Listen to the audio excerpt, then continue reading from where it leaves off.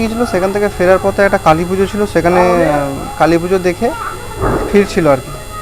ফেরার পথে রাত্রি 11:30-12টা পর্যন্ত তাদের ফোন লেগেছে। তারপরে ফোন করার পরে আর ফোন রিসিভ করছে না। তো রিসিভ করছে, বাড়িতে সবাই চিন্তা করছে, খোঁজাখুঁজি করছে।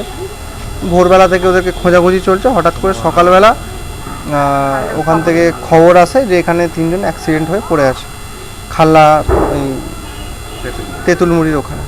কোথায় গিয়েছিল?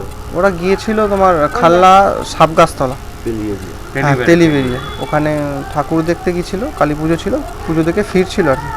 ফেরার পথেই দুর্ঘটনাটা হয়েছে। গভীর রাতেই ঘটনাটা ঘটেছে? হ্যাঁ, ওই 12টা নাগাদ ঘটনাটা। জানতে পারলে কখন? আমরা জানতে পেরেছি ওই সকালবেলা 7টা-7:30 নাগাদ, 7টা নাগাদ জানতে পেরেছি।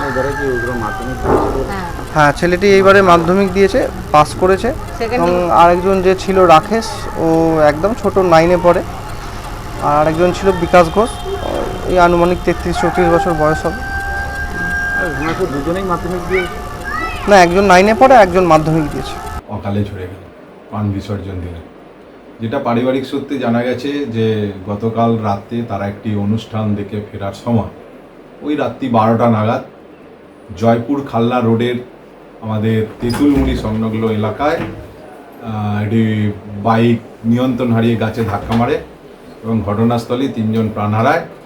একজনের নাম হচ্ছে মনোজ ঘোষ, তার বয়স 27 বছর, পেশায় জরিশিল্পী।